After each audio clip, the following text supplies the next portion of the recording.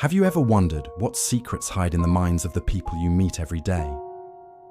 For one ordinary taxi driver, this wasn't just a question. It became his reality. Let's call him Alex. One rainy Tuesday, stuck in traffic, Alex started hearing things. Not just the radio or the honking cars, but the frantic thoughts of the businessman in his back seat, worrying about a secret deal. At first, he dismissed it as stress, a headache. But then it happened again with the next passenger, a young woman silently rehearsing a breakup speech in her head. The voices weren't in his ears. They were in his mind, clear as day. Alex was a mind reader, a telepath. Panicked, he confided in his best friend, Mark. Mark, a pragmatist, immediately saw the danger. "You can't tell anyone, Alex," he warned, his voice low and serious. "Not your family, not another soul. People will fear you. They'll want to use you. This isn't a gift, it's a target on your back," Alex promised, terrified by the weight of his new reality. He tried to live with it, tried to tune out the constant stream of consciousness from his passengers, the anxieties, the deceptions, the hidden joys, and the dark secrets. Driving through the city became a tour through the unfiltered human psyche, and it was overwhelming. For a while, he managed. He learned to build mental walls, to focus on the road and block out the noise. But a secret this big is like a pressure cooker without a release valve.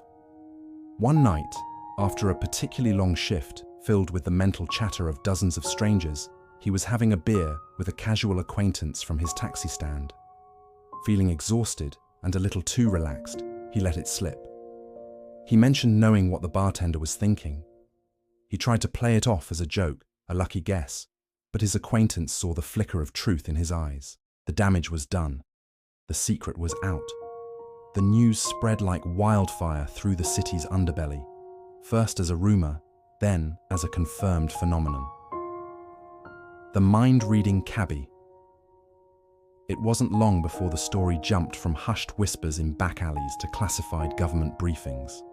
Suddenly, Alex wasn't just a cab driver anymore. He was an asset, a weapon. The first to approach him were from his own government.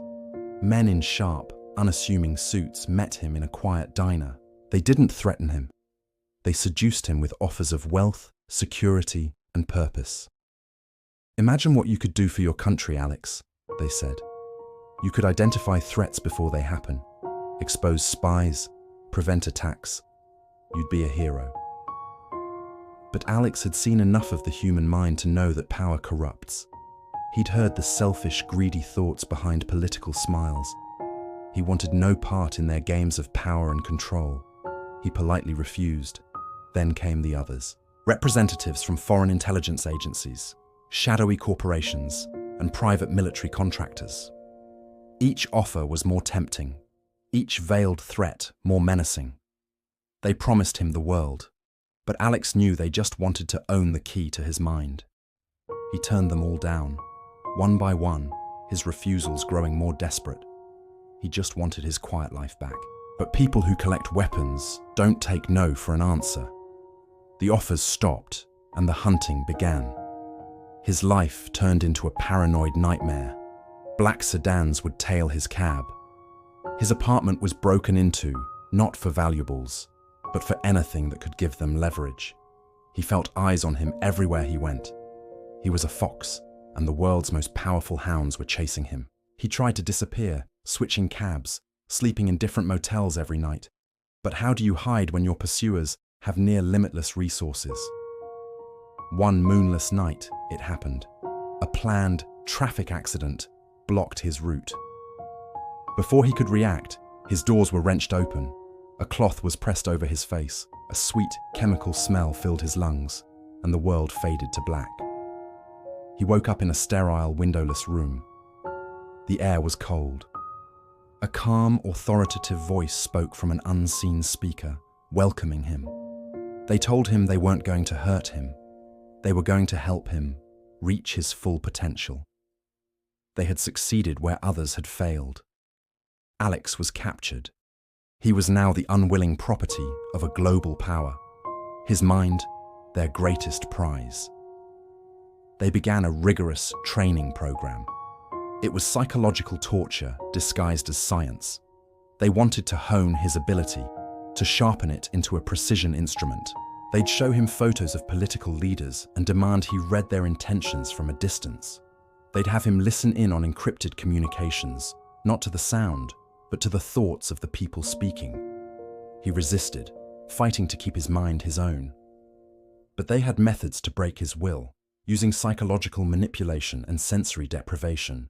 They showed him projections of a world on the brink of war, two global superpowers locked in a tense standoff, their fingers hovering over the launch buttons. "You are the only one who can see the truth, Alex," they'd tell him. "You can see the bluff. You can stop this." And in that cold, isolated room, a terrifying thought began to form in Alex's mind. Maybe they were right.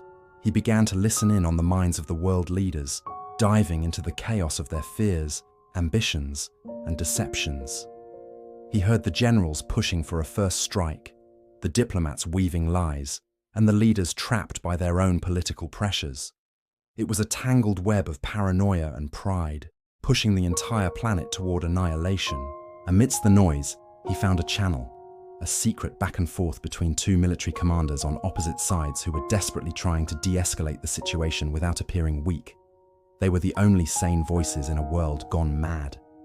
Using the technology of his captors, Alex found a way to subtly influence the flow of information. He couldn't plant thoughts, but he could amplify certain ones. He amplified the doubts in the minds of the warmongers. He highlighted the logical reasonings of the peacemakers. To the world leaders, he projected the overwhelming, silent screams of the billions of innocent people who would perish. He became a ghost in the machine, a silent arbiter in the world's most dangerous negotiation. He fed his captors just enough information to make them believe he was their tool, while secretly using their own systems to guide the key players toward a peaceful resolution. It was the most dangerous tightrope act in human history. After weeks of mental battle, the tension finally broke. A surprise diplomatic breakthrough was announced. Treaties were signed. The world pulled back from the abyss. No one knew the role an anonymous taxi driver played in stopping World War III. Alex was now too valuable and too dangerous to be released. But he had also proven he could not be fully controlled. He had become a paradox, a prisoner with the power to shape global destiny. And from his gilded cage, he continues to watch, to listen, and to gently nudge humanity away from its worst impulses. The world sleeps soundly, never knowing that its fragile peace is maintained by a lonely man in a secret room, a reluctant king in a kingdom of thoughts. What do you think would happen if his existence was revealed to the world? Let me know in the comments. Thanks for watching, and if you enjoyed this story, don't forget to like and subscribe for more.